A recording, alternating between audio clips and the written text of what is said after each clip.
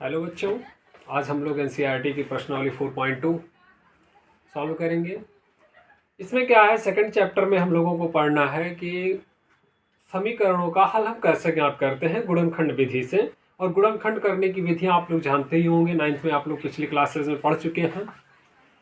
मध्य पद को तोड़ के पूर्ण वर्ग बना के, ये गुणनखंड करने की बहुत सारी विधि है, लेकिन हम ऑब्वियसली यूज ज़्यादा करेंगे मध्य पद को तोड़ के। ठीक, तो देखते हैं क्वेश्चन पहला क्या कह रहा है कि गुणनखंड विधि द्वारा निम्नलिखित द्विघात समीकरणों के मूल ज्ञात कीजिए। और समीकरण के मूल क्या होते हैं हमने प्रीवियस क्लासेस में बता चुके हैं कि x के वे मान या चर राशियों के वे सभी मान जो समीकरणों को संतुष्ट करते हैं समीकरण के मूल कहलाते हैं। तो इसमें मूल ज्ञात करना है, हल ज्ञात करना है। तो पहले का पहला क्वेश्चन है x square minus 3x minus 10 is equal to 0। तो अब क्या है कि इसके गुणनखंड करने की जो विधि है, ऑब्वियसली हम लोग करते क्या हैं कि अचर पद और x स्क्वायर के गुणांक का गुणनफल लेते हैं और उसको ऐसे दो खंडों में तोड़ते हैं कि जिनको जोड़ने या घटाने पे मध्य पद मिल जाए। यही होता है मध्य पद को तोड़ के गुणनखंड करने के। जैसे मान लो कोई एक मानक समीकरण ax square plus bx plus c बराबर 0 है, तो हम इसमें क्या करते, a और c का गुणा करते हैं, उसके बाद इसको ऐसे दो पार्ट में तोड़ देते हैं कि जोड़ने या घटाने पर हमें क्या मिलना चाहिए, b मिलना चाहिए, यानी मध्य पद मिलना चाहिए। इसका और इसका गुणा करके उसके गुणनफल को दो पार्ट में तोड़ेंगे, ऐसे दो पार्ट्स में तोड़ेंगे कि चाहे जोड़ने पे चाहे घटाने पे हमको क्या मिलना चाहिए, b का मतलब ये मध्य पद। तो यहाँ भी वही सिस्टम 10 है, तो अब 10 इकन्ने 10, और 10 को हम क्या करेंगे, ऐसे दो पार्ट में तोड़ना है कि जोड़ने या घटाने पे 3 आए। तो 5 दूना 10, 5 दूना 10 हो जाएगा, और 5 में से 2 गया 3। तो आप इसे x स्क्वायर माइनस, अब ध्यान दीजिएगा आप इस तरह से कीजिएगा, 5 minus 2 into x minus 10 is equal to 0। ये हो गया x square minus 5x minus 2x minus 10। यहाँ एक चीज़ मैं आपको और बता दूं, आप इस लाइन को डायरेक्ट भी लिख सकते हैं, इस लाइन को आप डायरेक्ट लिख सकते हैं। यहाँ 5 माइनस माइनस ये प्लस हो जाएगा। डायरेक्ट लिखने का मतलब 5 दूना 10, यहाँ माइनस में था गुणनफल, तो भी चिन्ह सहित गुणनफल भी देखना पड़ता है। तो 5 दूना माइनस 10, अब यहाँ -5 और +2 का गुणा करोगे -10 मिलेगा। अब इसमें क्या है, x कॉमन हुआ x माइनस 5 प्लस 2 कॉमन हुआ x minus 5 is equal to 0, और ये हो गया x माइनस 5 तो x प्लस 2 बराबर 0। अब ये जो गुणनखंड है ये अलग अलग जीरो के बराबर होता है। x minus 5 is equal to 0 तो x बराबर 5, और x plus 2 is equal to 0 and x बराबर -2। यही दो मूल जो है उस समीकरण के आ जाते हैं। ठीक है, अगला क्वेश्चन क्या है, सेकंड नंबर, पहले का दूसरा, कि 2x square plus x minus 6 is equal to 0। अब ध्यान दीजिएगा, हमने क्या बताया, इसका और इसका गुणा, अचर पद और x स्क्वायर के गुणांक का 6 दूनी 12। अब 12 को दो खंडों में तोड़ना है कि जोड़ने या घटाने पे क्या मिलना चाहिए, यहाँ 1 है, जहाँ कुछ नहीं वहाँ 1 मानेंगे 1, तो 4 तिहाई 12, यानी कि 4 में से 3 घटाएंगे तो क्या मिल जाएगा, 1 मिल जाएगा। तो ये हो जाएगा 2x स्क्वायर, यहाँ प्लस है तो बड़े वाले के साथ प्लस का साइन, 4 3 में जो तोड़ेंगे यहाँ जो चिन्ह रहेगा बड़े वाले के साथ वही चिन्ह रखेंगे, -6 इज इक्वल टू 0। यहाँ से 2x कॉमन लेंगे तो यहाँ बचेगा x प्लस, अब 2x से इसमें भाग करेंगे तो मतलब क्या बचा 2। यहाँ से -3 कॉमन लेंगे, यहाँ x माइनस कॉमन ले लिए है तो यहाँ प्लस हो जाएगा, और यहाँ बचा 2 इज इक्वल टू 0। तो ये क्या, x प्लस 2 और 2x माइनस 3 बराबर 0। अब वही चीज़ें आपको फिर करनी है कि आप अलग अलग, ये गुणनखंड जो होगा अलग अलग जीरो के बराबर होते हैं। अब समझने वाली बात है कि इसे अलग अलग जीरो के बराबर क्यों लिया जाता है। भैया जब आप इसे इधर पक्षांतर कर देंगे तो 0 बटा समथिंग 0 हो जाएगा, तो इतना बराबर 0 मिलेगा। एक बार फिर इसको यही रहने तो इसको पक्षांतर कर देंगे, इसलिए उसको माना जाता है गुणनखंडों को अलग अलग जीरो के बराबर लिया जाता है। x प्लस 2 बराबर 0, तो ये हो गया x बराबर -2, यहाँ 2x minus 3 is equal to 0, तो 2x is equal to minus 3 and x is equal to 3/2। ये इसके मूल निकल के आएंगे। अगला क्वेश्चन है 3 नंबर, ये क्या कह रहा है, तीसरा नंबर सवाल देखते हैं। √2x² plus 7x plus 5√2 is equal to 0। अब देखिए इसमें रूट आ गया, आपको बिल्कुल नहीं परेशान होना। जो लॉजिक है कि अचर पद और x² के गुणांक के गुणांकों का गुणनफल और उसको फिर 2 घंटों में तोड़ना है कि मध्य पद मिले, वही चीजें यहाँ करेंगे। 5√2 और √2 का गुणा करेंगे तो 5 दूना 10 मिल गया, और 10 को तोड़ना है हमें किसमें, दो ऐसे 2 खंडों में तोड़ना है कि 7 मिले। तो 5 दूना 10, 5 और 2 निकालेंगे, 7 मिला, 5 और 2, तो यहाँ इसे लिख देंगे √2x²। परेशान नहीं होने, क्योंकि इसका और इसका गुणनफल करोगे आप, यहाँ देख लो, तो 5√2 गुणे √2 बराबर 5 गुणे 2 बराबर 10। तो 10 को हम तोड़ेंगे 5 और 2 में, तो 5 10 2 बराबर 7, मध्य पद मिल गया। Plus 5x plus 2x plus 5√2 is equal to 0। अब देखिए यहाँ से क्या चीजें कॉमन होंगी, तो यहाँ से हम x कॉमन लेंगे, तो ये हो जाएगा √2x प्लस 5 प्लस। अब ध्यान से समझना, यहाँ से अब ऑब्वियसली होता क्या है कि जो यहाँ मिला है वही यहाँ भी। अब इसमें रूट यहाँ 2 है, यहाँ भी 2 है। अगर आप इसको लिखना चाहो तो आप 2 को क्या लिख सकते हो, 2 को आप लिख सकते हो √2 गुणे √2। तो अब क्या है कि इस 2 की जगह हम √2 लिख सकते हैं, यानी अगर एक लाइन और बढ़ा दिया जाए कुछ इस तरीके से, प्लस 5√2 बराबर 0। तो यहाँ से x √2x प्लस 5 प्लस, अब देखिए √2 कॉमन हो रहा है कि नहीं, √2 कॉमन हो जाएगा, √2x plus 5 is equal to 0। और यहाँ से हो जाएगा x plus √2 into √2x plus 5 is equal to 0। अब इसे अलग अलग 0 के हम बराबर कर लेंगे, बराबर 0, x बराबर माइनस √2। और यहाँ से √2x प्लस 5 बराबर 0, तो √2x बराबर माइनस 5, x बराबर हो जाएगा -5/√2। ठीक,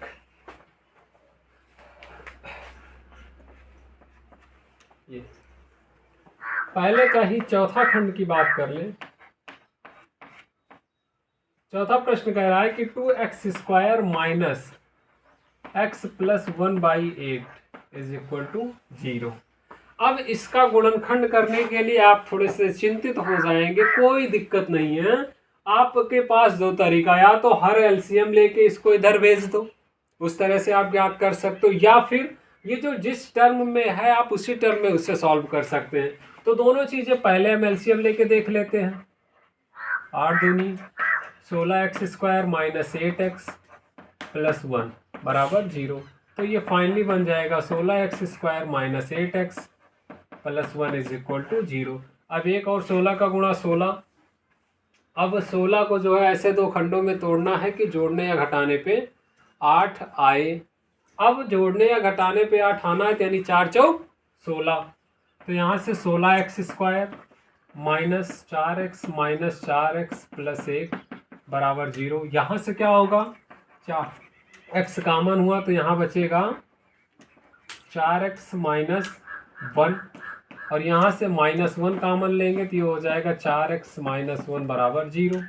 अब ये क्या हुआ, 4x माइनस 1, और ये हुआ 4x माइनस 1 बराबर 0। अब यहाँ से इसे सॉल्व कर सकते हैं, तो ये हो जाएगा, ये हो गया। अब इसे क्या करेंगे, 4x माइनस 1 बराबर 0, x बराबर 1/4। यहाँ से 4x माइनस 1 बराबर 0, तो 4x बराबर 1, अरे x ये इधर जाएगा 1/4। ये 2 मान आपको मिल जाएंगे। अच्छा, नेक्स्ट क्वेश्चन 5 नंबर देखते हैं। 5 नंबर में क्या कह रहा है कि 100x² माइनस 20x प्लस 1 बराबर 0। 100x² माइनस 20x प्लस 1 बराबर 0। अब इसको सॉल्व करेंगे तो 100 इकन्ने 100। अब उसके बाद आपको कुछ ऐसा चाहिए कि आप उसे मध्य पद को तोड़ें, तो जोड़ने यानी 100 को ऐसे दो पार्ट्स में तोड़ो कि जोड़ने घटाने पे आपको 20 मिलना चाहिए। तो 25 चौका 100, 25 में से 4 घटाएंगे 21 मिलेगा। तो अगर आप इस तरह से ना तोड़ पाओ तो आप आसानी से यहाँ देखिए, सीखिए आप लोग, ये 100 यहाँ लिखेंगे जो गुणनफल आएगा। अब इसको छोटी से छोटी संख्याओं में तोड़ते चलो। 50, 25, 5, 5। अब ये क्या हो गया, 5 दूना 10 और 5 दूना 10, 10 दहम्मा 100। तो अब ये 100 है, 10 दहम्मा 100 हो जाएगा 100x² minus 10x minus 10x plus 1 बराबर 0। इस तरह से तोड़ के भी आप बना सकते हो, ठीक। अब ये मान लो यहाँ से 10x कॉमन हुआ तो 10x माइनस 1 माइनस 1 कॉमन हुआ तो 10x minus 1 is equal to 0। यहाँ क्या हो गया, 10x minus 1 into 10x minus 1 बराबर 0। होल स्क्वायर भी लिख सकते हो लेकिन नहीं लिखेंगे, दो मूल मिलेगा, वैसे भी तो कोई दिक्कत नहीं है। यहाँ से लिखेंगे 10x बराबर 1 तो x बराबर 1/10 और ये हो जाएगा 10x माइनस 1 बराबर 0। ये हो गया 10x बराबर 1, x बराबर 1/10। ये आपका आंसर। इस तरह से, जैसे मान लो आसान चीज़ें जहाँ होंगी वो कोई दिक्कत नहीं है, लेकिन अगर नहीं तोड़ पाते तो इस तरह से करना, यहाँ से तोड़ के उसे दिखाइएगा फिर, ठीक है। क्वेश्चन कह रहा है एनसीईआरटी का कि उदाहरण 2 में दी गई समस्याओं के हल ज्ञात करिए। तो चलिए पीछे पलट के देखते हैं एग्जाम्पल नंबर 2 कहाँ है। उसमें दो जो समस्या दी गई है उसका हमें सॉल्व करना है। तो यहाँ दिया गया है दूसरे का पहला, इसमें भी 2 क्वेश्चंस हैं। कह रहा है कि जॉन और जीवंती दोनों के पास कुल मिलाकर 45 कंचे हैं। तो माना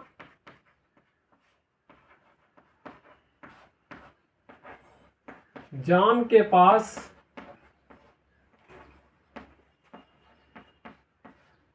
कंचों की संख्या बराबर x। इसने क्या कहा, जॉन और जीवंती, तो जीवंती के पास कंचों की संख्या कितनी हो जाएगी, दोनों के पास टोटल 45 थे, एक के पास x है, दूसरे के पास 45 माइनस x कंचे, ठीक। दोनों 5-5 कंचे खो देते हैं। दोनों कितने कंचे खोते हैं, 5 कंचे। 5 कंचे खोने के बाद जॉन के पास बचे कंचों की संख्या बराबर x माइनस 5। तो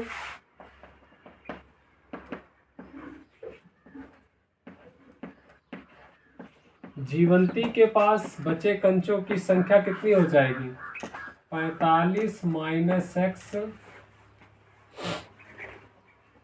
5 कंचे इसने भी खो दिए, कितना हो गया 40 माइनस x कंचे।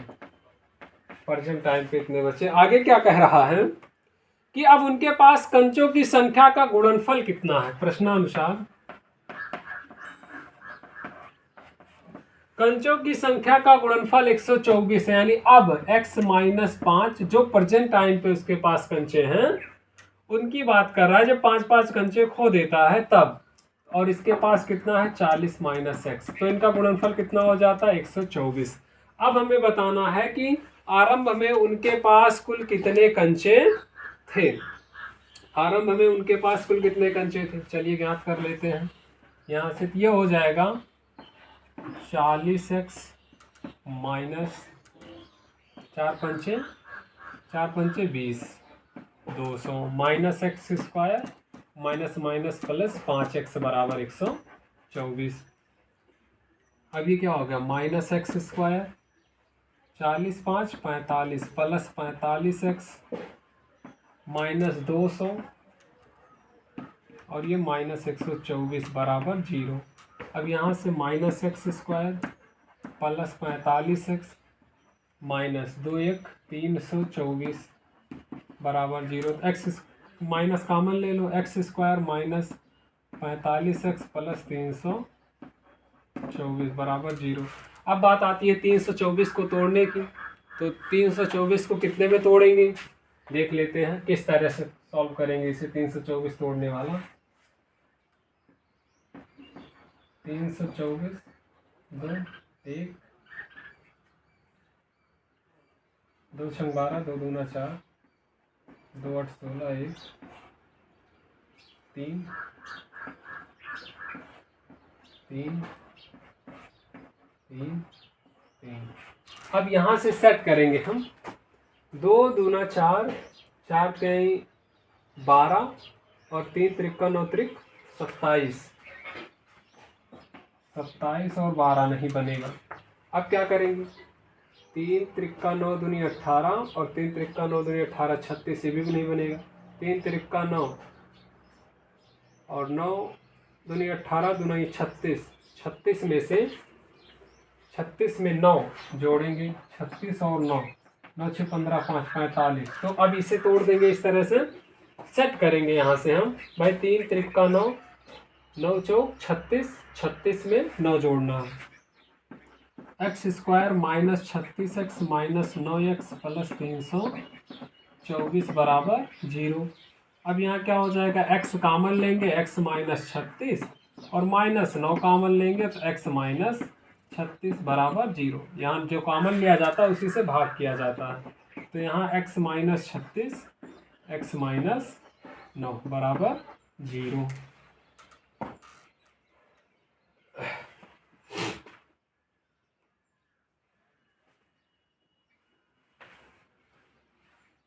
अब आगे आ गया आंसर, यहाँ से निकल के आएगा x माइनस 36 बराबर 0, x बराबर 36 और x माइनस 9 बराबर 0, x बराबर 9। अब बात आती है, अगर हम जॉन के पास 36 कंचे मानेंगे तो उसके पास टोटल जीवंती के पास 9 कंचे बचेंगे। 45 में से 36 घटाएंगे 9। अगर हम 9 मानेंगे जॉन के पास तो जीवंती के पास 45 में से 9 36। तो यही 36 और 9 कंचों की संख्या उनकी आंसर हो जाएगा। क्वेश्चन नंबर 2 का दूसरा ये कह रहा है, एक कुटीर उद्योग एक दिन में कुछ खिलौने निर्मित करता है और प्रत्येक खिलौने का मूल्य रुपए में 55 में से एक दिन में निर्माण किए गए खिलौनों की संख्या को घटाने से प्राप्त संख्या के बराबर होता है। किसी एक दिन कुल निर्माण लागत 750 रुपये थी। हम उस दिन निर्माण किए गए खिलौनों की संख्या ज्ञात करना चाहेंगे। तो ये चीज़ें आसान है, क्वेश्चन को समझो पहले, फिर हम इक्वेशन को बनाते हैं। अगर समीकरण बन गया आपका तो फिर क्वेश्चन आना आसान हो जाता है। समीकरण बनाने के लिए हमें क्या करना पड़ता है, क्वेश्चन को बहुत ही अच्छे ढंग से पढ़ना पड़ता है। चलो फिर से एक बार पढ़ते हैं क्वेश्चन। मान लो आपके समझ में नहीं आया तो, एक कुटीर उद्योग एक दिन में कुछ खिलौने निर्मित करता है और प्रत्येक खिलौने का जो मूल्य होता है वो 55 में से उस दिन बनाए गए खिलौनों की संख्या को माइनस करने पर जो प्राप्त होता है वही उसका मूल्य होता है। तो हम मान लेते हैं, माना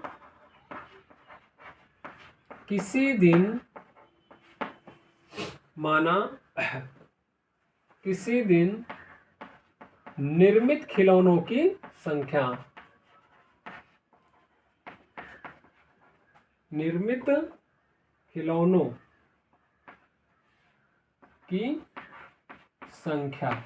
बराबर x। प्रत्येक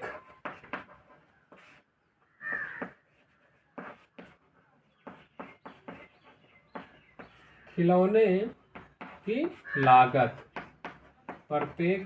की लागत, इसने क्या कहा, 55 में से उस दिन बने खिलौनों की संख्या। तो उस दिन बने खिलौनों की संख्या क्या है, x। इसको घटाएंगे तो इतने रुपए लागत आ गया।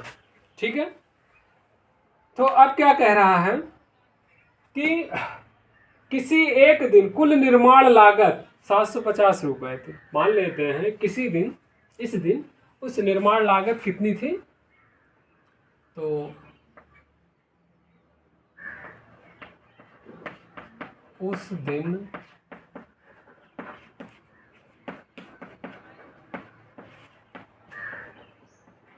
खिलौनों की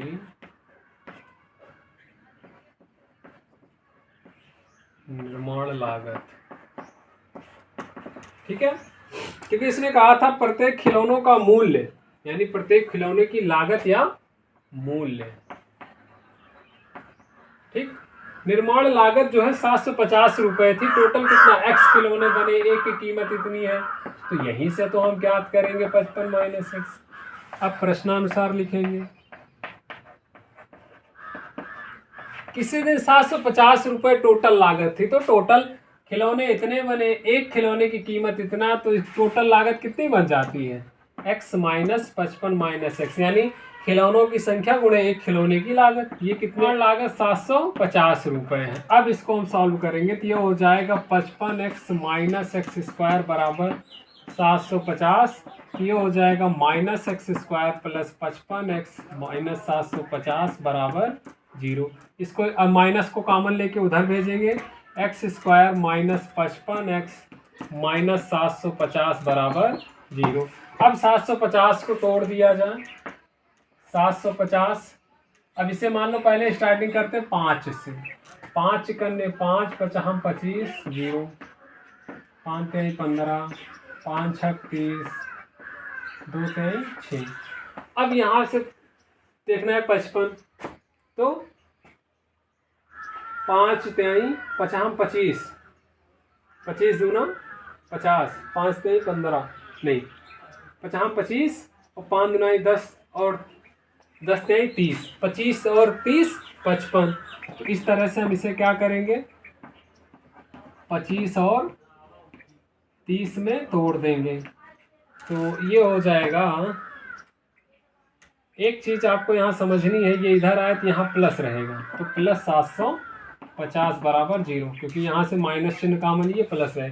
अब यहाँ से क्या करेंगे, ये x है, तो यहाँ से x कॉमन लिया, x माइनस 30, और यहाँ से माइनस 25 कॉमन लिया, तो x माइनस 30 बराबर 0। अब x माइनस 30 दोनों में है, यहाँ भी है यहाँ भी है, कॉमन लेंगे और ये हो जाएगा x माइनस 25 बराबर 0। तो x माइनस 30 बराबर 0, x बराबर 30, x माइनस 25 बराबर 0, x बराबर कितना, x बराबर मिल जाएगा 25, ठीक। तो आपको क्या बताना था, उस दिन निर्माण किए गए खिलौनों की संख्या ज्ञात करनी है। तो ये ध्यान दीजिएगा, यहाँ दोनों पॉजिटिव आ रहे हैं तो कोई दिक्कत नहीं, उसके पास इस दिन या तो 30 खिलौने बने होंगे या तो 25 खिलौने, दोनों में से किसी कोई भी आंसर हो सकता है। यहाँ दोनों आंसर लिए जाएंगे, या तो 30 खिलौने बना होगा या तो 25 खिलौने बने होंगे, ठीक। कंफ्यूज नहीं, तो मैक्सिमम टाइम जो प्लस होता है उसी को हम लेते हैं, लेकिन यहाँ क्या है, दोनों आंसर प्लस में आ रहे हैं, तो कंफ्यूजन नहीं होना चाहिए, या तो 30 बने होंगे या तो 25 बने होंगे। नंबर 3 क्या कह रहा है, ऐसी 10 संख्याएं ज्ञात कीजिए जिनका योग 27 हो और गुणनखंड 182 हो। माना प्रथम संख्या x, दूसरी संख्या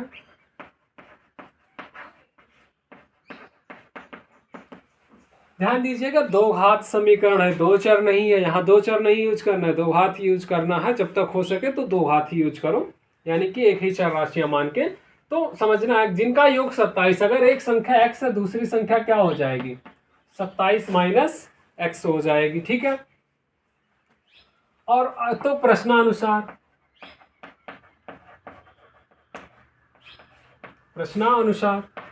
क्या कह रहा है, जिनका गुणनफल 182 हो, तो x गुणे 27 माइनस एक्स बराबर 182। तो अब यहाँ से हल करेंगे तो ये हो जाएगा 27x माइनस एक्स स्क्वायर बराबर 182, तो minus x square minus 27 plus 27x minus 182 बराबर 0। अब माइनस को उधर लेके जाएंगे तो ये क्या हो जाएगा, X square minus 27x plus 182 बराबर 0। अब 182 को तोड़ना है तो 182 को यहाँ तोड़ दो, 2 9 18, 2 1 2, 7 13, 7 दूना 14 और 13, तो ये हो गया x square minus 14x minus 13x plus 182 बराबर 0। x कामन लेंगे x माइनस 14 माइनस 13 कामन लेंगे तो x माइनस 14 बराबर 0। तो x माइनस 14 यहाँ से x माइनस 13 बराबर 0। तो x माइनस 14 बराबर 0, तो x बराबर 14 और x माइनस 13 बराबर 0, तो x बराबर 13। अतः क्या हो जाएगा, प्रथम संख्या अगर 14 है तो द्वितीय संख्या क्या हो जाएगी, द्वितीय संख्या या दूसरी संख्या, तो ये 27 माइनस 14 बराबर 13 होगा। ठीक, अब 13 लेंगे तो 13 और 14 आएगा। ठीक, प्रथम 13 हो जाएगा तो द्वितीय 14। यहाँ समझ लेते हैं, इसको मान लो दूसरे तरीके से लगाना चाहो आपको कि माना प्रथम संख्या बराबर x, द्वितीय संख्या y। ठीक, प्रश्नानुसार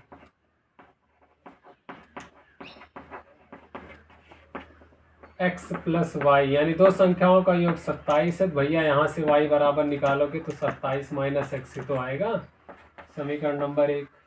सेकंड केस, दोनों का गुणनफल यानी एक्स वाई बराबर 182, तो यहाँ से एक्स वाई का मान रखोगे 27 माइनस एक्स बराबर 82। अब ये दूसरा समीकरण बन जाता है और इसी को आपको हल कर लेना है। तो यही चीज़ें तो यहाँ से बनी थी, आप इस तरह से भी इसे मान के लगा सकते हैं, कोई दिक्कत। 4 नंबर, माना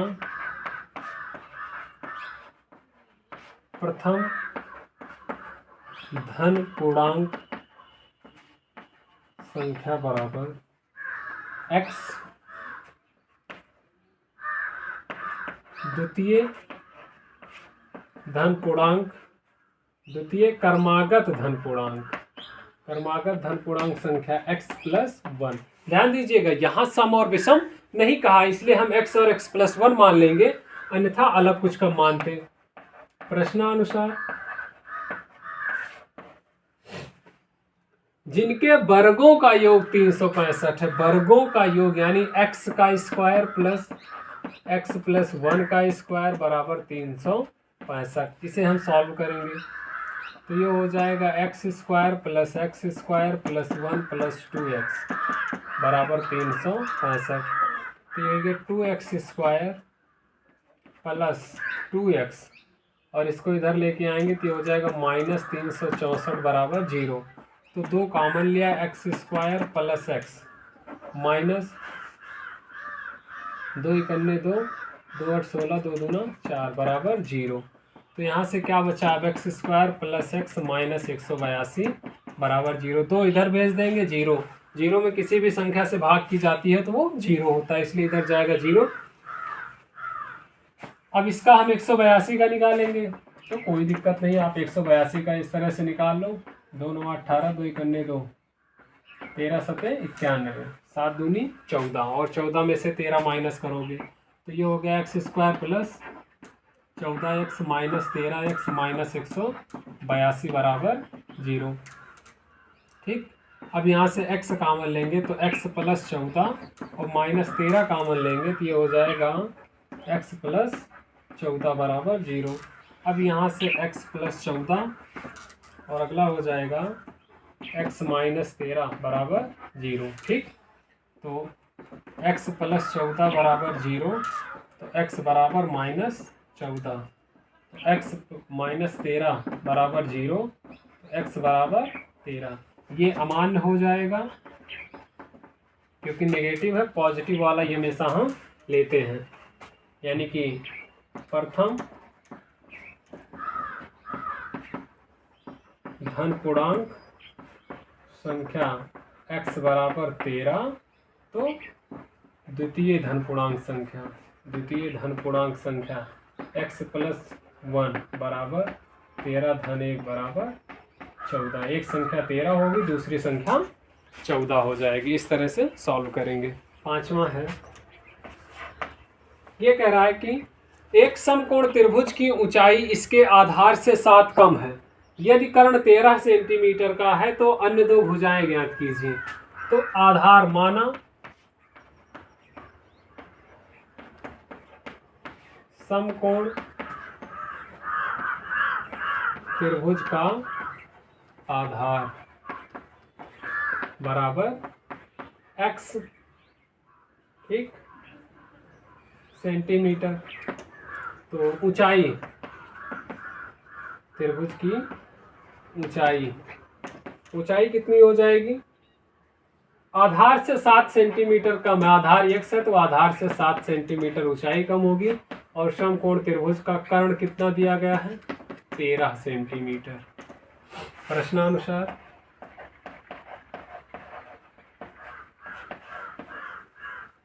तो पाइथागोरस प्रमेय लगाएंगे। पाइथागोरस प्रमेय से हम जानते हैं ये होता है कर्ण का वर्ग बराबर लंब का वर्ग या ऊंचाई का वर्ग, लंब का वर्ग प्लस आधार का वर्ग। तो कर्ण है कितना? 13 का स्क्वायर, लंब x माइनस 7 का स्क्वायर प्लस आधार x का स्क्वायर। 13 का स्क्वायर कितना? 169। 169 बराबर ये हो जाएगा X square plus A square plus B square, 7 7 49 minus 2ab, 7 दूनी 14x प्लस एक्स स्क्वायर। तो एक्स स्क्वायर कितना हो गया? 2x square minus 14x plus 49। इसको भी इधर लेके चलेंगे, माइनस 169 बराबर 0। ये हो गया 2x स्क्वायर माइनस 14x। अब 49, 40 20 60, 120। 120 बराबर 0, 2 कॉमन लेंगे तो ये हो जाएगा X square minus 7x minus 60 बराबर 0। तो यहाँ से क्या बचेगा? X square minus 7x minus 60 बराबर 0। अब इसका गुणनखंड 60 को ऐसे दो खंडों में तोड़ना है कि हमें क्या मिलना चाहिए? 7 मिलना चाहिए। तो 12 पंचे 60 होता है। तो यानी कि हो गया x square minus 7x minus 60 बराबर 0। तो X square minus 12x plus 5x minus 60 बराबर 0। तो x कॉमन लिया, x माइनस 12 मिला प्लस 5 कॉमन होगा। यहाँ कॉमन लेने का मतलब उसी से भाग कर दो। 5x में 5 से भाग करेंगे x, 60 में भाग करेंगे 12 बराबर 0। x माइनस 12 x प्लस 5 बराबर 0। अब ये अलग अलग 0 के बराबर होगा। x माइनस 12 बराबर 0, x बराबर 12, x प्लस 5 बराबर 0, x बराबर माइनस 5। अब ये माइनस में आया है इसलिए अमान्य हो जाएगा, यही मान होगा। तो त्रिभुज का आधार बराबर x बराबर 12 और ऊंचाई बराबर x माइनस 7, तो 12 माइनस 7 बराबर 5 सेंटीमीटर। ये आ गया, 12 सेंटीमीटर ये आंसर हो गया। ठीक, यही हमें ज्ञात करना था 5 नंबर। छठे की बात करनी है। एक कुटीर उद्योग एक दिन में कुछ बर्तनों का निर्माण करता है। एक विशेष दिन यह देखा गया कि प्रत्येक नग की निर्माण लागत उस दिन के निर्माण किए बर्तनों की संख्या के 2 गुने से 3 अधिक थी। अभी ऐसे ही क्वेश्चन सॉल्व कराया गया है। यदि उस दिन कुल निर्माण लागत 90 रुपये थी तो निर्मित बर्तनों की संख्या और प्रत्येक नग की लागत बताइए। निर्मित बर्तनों की संख्या और प्रत्येक नग की लागत बताइए। तो माना उस दिन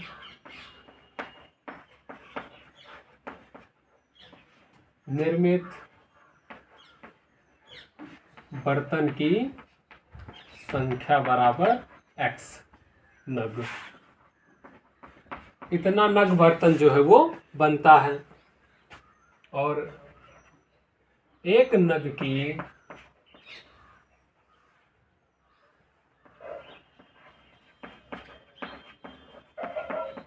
निर्माण लागत, एक नग की निर्माण लागत, इसने क्या कहा, एक नग की निर्माण लागत उस दिन के निर्माण किए गए बर्तनों की संख्या, उस दिन निर्माण किए गए बर्तनों की संख्या x के 2 गुने से 3 अधिक है, यानी +3। इतनी रुपये जो है उसकी निर्माण लागत एक बर्तन की आती है। इसने कहा उस दिन निर्माण किए गए बर्तनों की संख्या के 2 गुने के 3 अधिक है। प्रश्नानुसार इसने कहा किसी दिन निर्माण लागत यदि 90 रुपए थी, तो निर्माण लागत एक दिन x नग और इस दिन टोटल एक नग का 2x + 3 है, तो इसका निर्माण लागत कितना हो जाएगा, बराबर 90 हो जाएगा।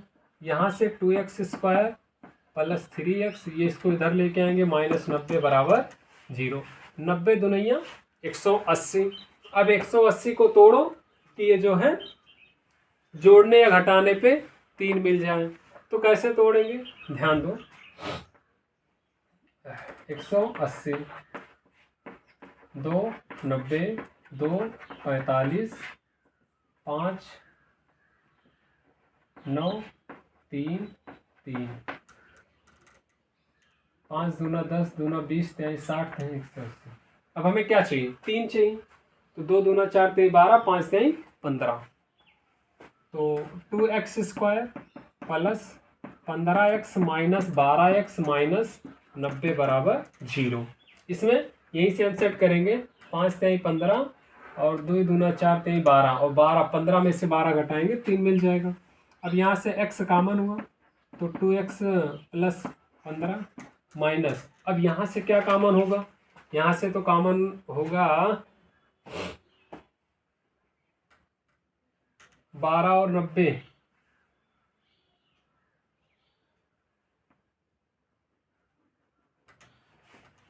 12 और 90 में कॉमन 6 कॉमन होगा, 6 दूना 12, 15 छक्के 90, 6 कॉमन होगा, तो 6 कॉमन लिए तो ये हो गया कितना, 2x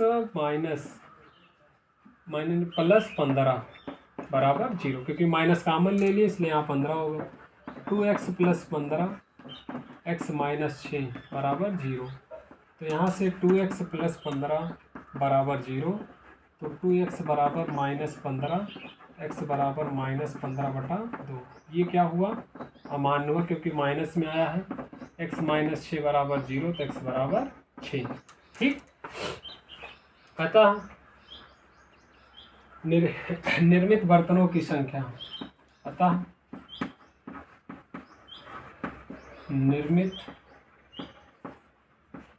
बर्तन की संख्या बराबर 6 और एक नग की लागत, एक नग की लागत कितनी है, यहाँ से 2x + 3 है, तो 2 × 6 + 3, 12 धन 3 बराबर 15 रुपये, और ये 6 बर्तन या 6 नग। ठीक है, तथा निर्मित बर्तनों की संख्या 6 बर्तन ही 6 नग मानो, क्योंकि नग में कहा है ना, इसलिए यहाँ नग। यही आपका आंसर। आपकी 4.2 प्रश्नावली भी समाप्त हुई। थैंक यू बच्चों।